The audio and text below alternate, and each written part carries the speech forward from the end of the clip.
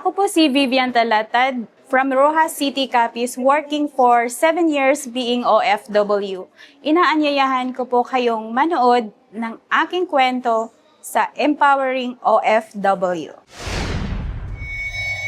Ma'am Vivian, gano'n na rin po kayo katagal na OFW? 7 years na po, Pastor. 7 years. Pero taga saan po talaga kayo sa Taga Philippines? Rojas City, Capiz po.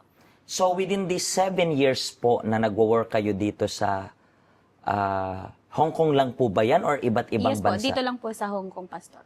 And 7 years ago, nung nag-decide kang mag-abroad, ano po talaga yung pinaka-reason kung bakit nag-abroad po kayo? Wala po siyang reason, Pastor, kasi that time po, may trabaho po ako doon sa Manila. Tapos may biglang dumaan lang po na agent po. Tapos sabi niya, kung gusto daw po na mag-apply doon kasi po may interview.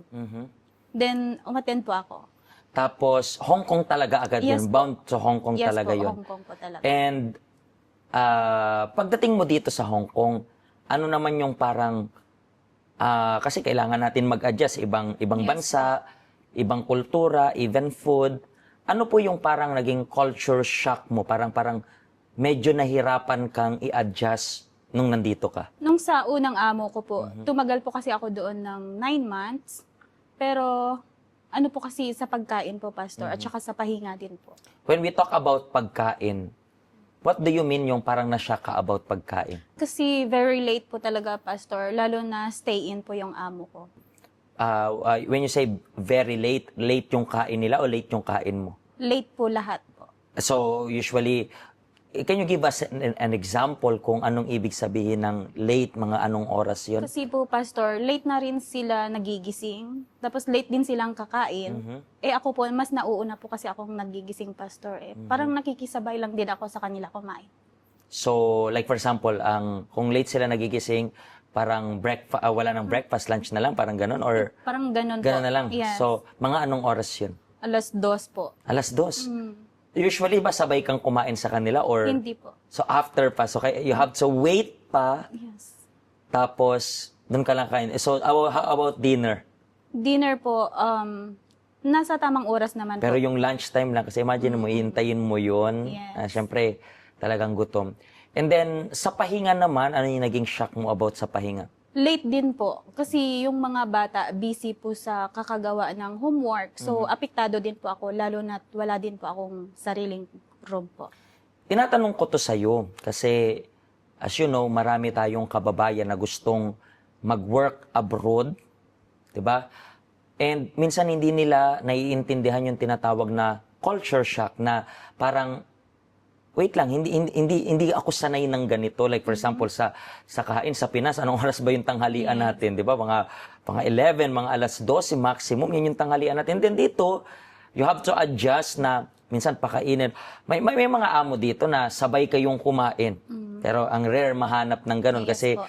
usually after nila ikaw kakain. So they have to prepare yung sarili nila kasi kapag mahina yung loob mo, kung hindi mo kayang mag-adjust, talo ka rin dito. Yes. So, 7 years na OFW, di ba? Dito lang Hong Kong. And ano po yung hindi mo malilimutang naging experience mo? Nito lang po, kasi po, after nung 9 months ko po, nag-break contract po ako doon. Kasi po, ni-refer po ako ng kamag-anak ko sa amo ko na ito. Dati po, 4 years po ako sa kanila. Then, bumalik po ng Pinas for 6 years. Then, kakabalik ko lang po. Kaka-recontract, I mean. Then, napagbintangan po kami ng kapatid ko na nawawalan daw sila ng cards na nagkakahalaga ng mataas daw na halaga. And then, nung pinagbintangan kayo, anong naging reaction po ninyo? At first po, hindi po, kasi sobrang bait po nila, hindi po namin akalain na Mangyayari yun. po. Pero nagiging kalmado lang po. So, that time ikaw naging kalmado ka lang? Yes po. So, pero ano yun, dinala pa rin nila sa yung case na to sa police or hindi naman? Hindi po, kasi that time din po, Pastor, sabi ni amo ko, hindi po pwede kasi parang may pumasok daw po sa bahay nila. May pinapasok po kami. Yun yung sabi Yes. nila. Not really kayo yung kumuha, pero you allowed somebody na parang may magnakaw doon. Yes po. Nung nangyari yan, parang nagbago ba yung treatment nila sa inyo or hindi naman? Araw lang po, nagbago. Mga weeks din po. Naghigpit po sila, nagdagdag po ng CCTV, gano'n po. Pero as of now, dyan ka pa rin. Yes po, kasama So, po yung kapatid. Kasama yung kapatid mo. Pero how about now? Yung, I believe, na-discovery nila na wala naman talaga kayong kasalanan. Kasi kung hindi nila kayo terminate, di ba? How about now? Kamusta na po yung case situation? Bumalik na po sa dati, Pastor. Mabait na para sa Yes po, yung dati nilang camera na naka-on, nakapatay na naman po.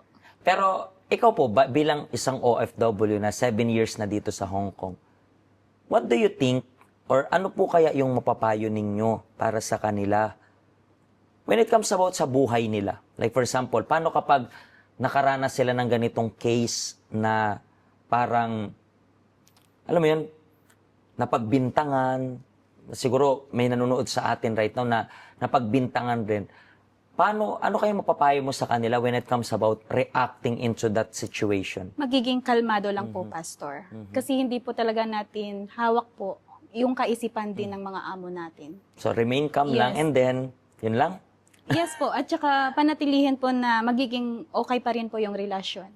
Kasi minsan, may mga tao na porket na pagbintangan, mas sila pa yung bitter kaysa sa nagbintang. Wala naman akong ginawa. So, sabi nga nila, kung wala ka namang ginawang mali, ba't ka magagalit? Yes po. Bakit ka sasabog rin? Paano ka po pala napunta dito sa health center? Inimbitahan po ako ng kamag-anak ko po, Pastor.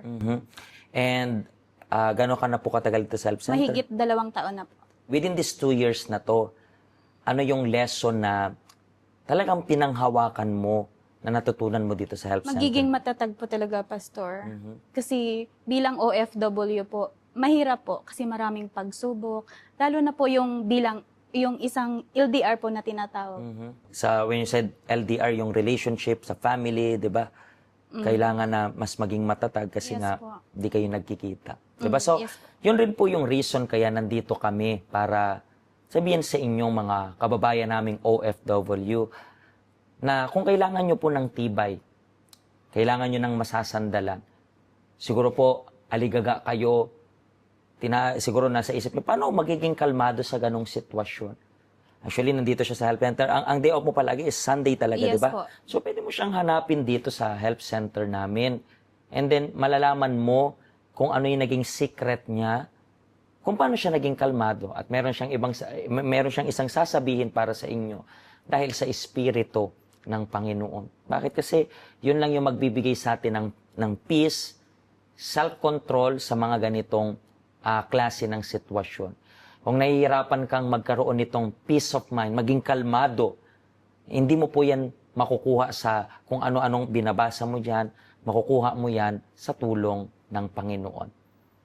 Maraming salamat po sa pag-share ninyo ng stories ninyo. And hopefully, umabot ito sa mga kababayan natin. As of the moment, siguro, same kayo ng situation dati na lagi kang parang aligaga, pero that time naging kalmado ka lang and naway makatulong to para sa kanila. At sa susunod pong episode, we are going to watch another real-life stories ng kababayan nating OFW. Kung natulungan po kayo nito, please i-share nyo po sa mga kababayan natin abroad or sa mga kababayan natin na balak mag-abroad para at least itong program na to ay maging informative para sa kanila. God bless you po. See you next time.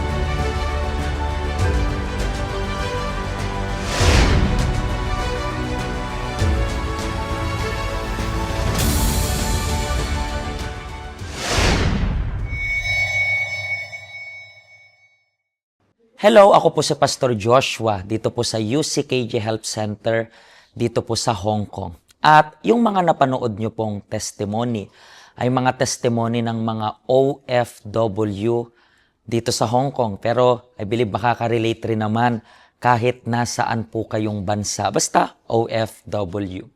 Ang health center po natin ay walang pinipiling religion. Base na rin po sa name, Health Center. Kung kailangan nyo po ng karagdagang information, nandito lang po sa baba lahat ng information na kailangan ninyo. Kontakin nyo lang po kami at magiging masaya po kami na matulungan ka, ma-assist ka, nasaan man po kayong bansa. Pagpalain po kayo ng Diyos.